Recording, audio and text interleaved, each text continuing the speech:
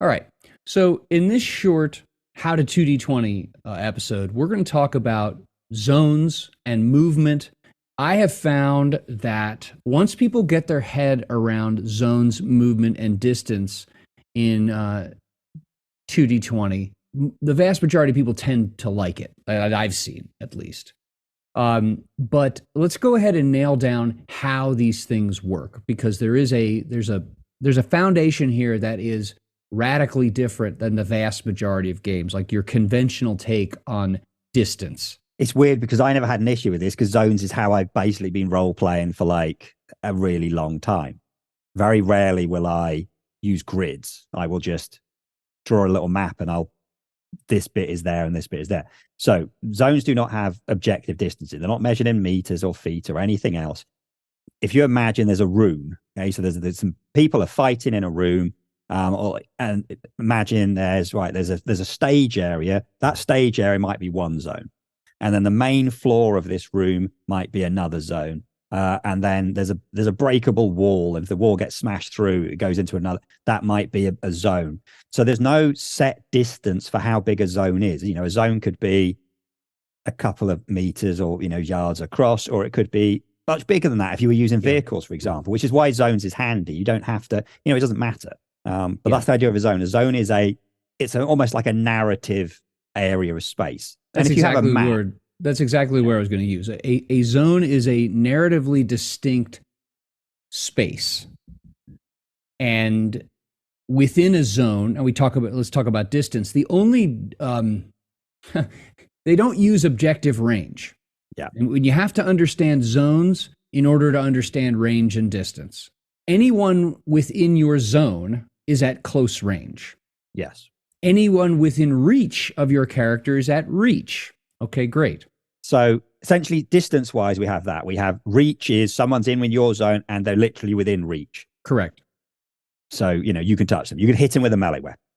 Okay, so what you can have in like a combat situation is you can have two people in the same zone, but they're not right next to each other, which is why the easiest way to think of a zone is roughly the size of a smallish or small to medium-sized room. Although, if you're like a ballroom, you're in multiple zones. Then. Although, and see, this is where it gets tough. The way I've described it in the past is, the zone is the room you're in.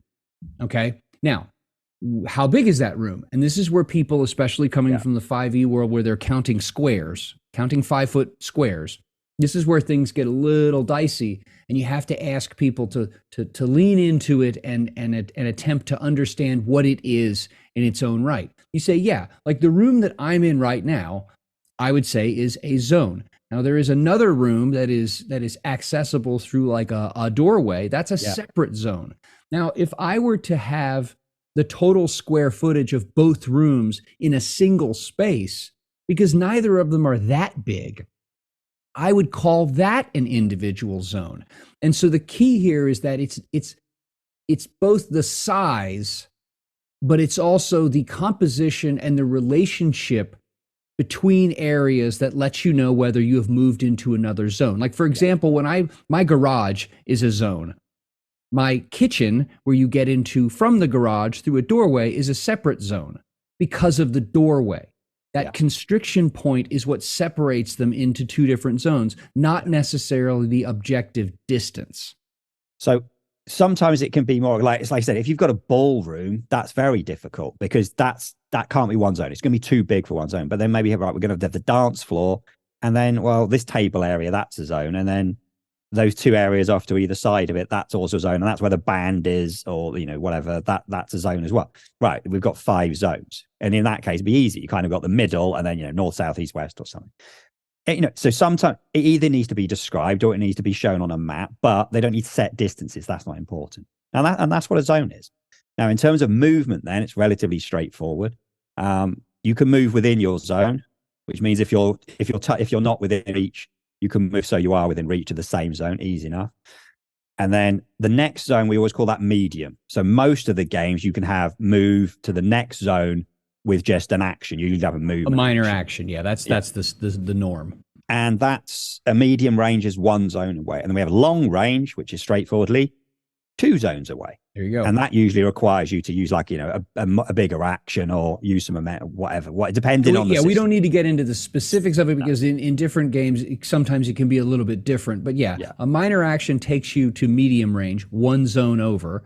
And typically cashing in your full action, your standard action, your major action, you would then be able to move to long range. Yeah. Now we can have extreme range, which is 3 zones. The chances are you don't tend to have that kind of range size. Part of the whole point of 2D20 of these cinematic battles, and then we usually have multiple zones, so you can, Jackie Chan punches a bad guy through a window and now they're in the next zone. That's the thing. They're not, now you're in another zone. So it's not really a bigger deal as, exactly where I, and that's the point. The thing about zones is it's meant to be quick and interactive and fun. We need to know what's in a zone so we can interact with the stuff that's in that zone. And we need to know, if the bad guys start in another room and you start in this room, how easy it is to get through it. Yeah. But we're not counting squares here. We haven't got rules about, blocking other people off. It's meant to be narrative and fitting into the system. And if you want to do cool stuff, you can. One of the things that always annoys me in sort of your grid-based things, I want to go interact with it. I haven't really got rules that lets you interact with the scenery. I'm going to have to make it up. Well, at that point, all of the clever, fancy, precise rules don't really work. So 2D20, it's a lot easier. Yeah, cool. Do this cool rule, or we'll put it all together. And and plenty of other systems do it. If you've ever played Theatre of the Mind, chances are you've had to break up a big area into smaller areas anyway. And that's all zones are really doing. Yeah. One piece of advice I'll give about that, the idea of like using a map. Like if you do have a map, or you have let's say you're using miniatures, but you don't have a grid. Okay, you don't have like those piezo flip map things that you can draw on and erase really quickly that have the handy grid right there. On the one hand, those things are useful, but on the other hand, then they encourage people to start counting. Yeah. And the challenge with that then is people want to know, and I run into this all the time, whether I have one of those maps or whether I'm just using miniatures and there is no grid. People want to know, well, where's this zone and where's that zone? Something that's really important to remember is that on the one hand, like if you were to look at, you put together like a forest glade. How's that? Forest glade, and there's a stream, and there's like some tumble down ruins in the trees off to the side of the glade. You could say, look, the glade is a zone. All right. Yeah. The area right around the ruins on this side's a zone. On this side of the stream is a zone. On the other side of the stream is a zone. But something to remember is that zones aren't static because their limits and the possibilities that go with them will change based on where the characters are and what they're doing. So don't get so wedded down like or tied to the idea that like this is like always you're going to be able to draw the zones out and that they don't change, especially when you're talking about range being relative to the player in question or the character in question. One thing I did, and I'll put together a really short video just showing this, just with my hands and file cards. I have at times used 3x5 cards where you put down one 3x5 card and you put any 3x5 cards that are touching on a side. They all count as close. Yeah. And then you take minis or anything representative of the characters, and any ones that are on the same card are at reach. If there's a card between them, they're at medium range. I'll put this together in a video and I'll make sense of it. That actually can help because then everyone, Theater of the Mind is terrific, but people can get lost in Theater of the Mind. That can cause headaches. Yeah, my advice to zones is really straightforward. Have a really basic drawing of the thing and then just quickly subdivide it into zones and just get on with it. And don't worry about the minutiae of how far you could move. It's once you get playing, it's much, much easier. Yeah, and don't get bogged down in, well, my character's at the edge of this zone and yours is on the edge. Unless it's something like my character is in the loft above you, well, that's different. But if you're right at the edge of the woods and the other one is at the other edge, just count them as being in the same, like break the line there. Yeah. And there we go. So there we go. That's how to zone. So don't forget to like and subscribe and comment. Yeah, like, subscribe, comment, and ideas that you have for communicating not only this approach to distance and movement, but also tips that you've used to to use these things at the table.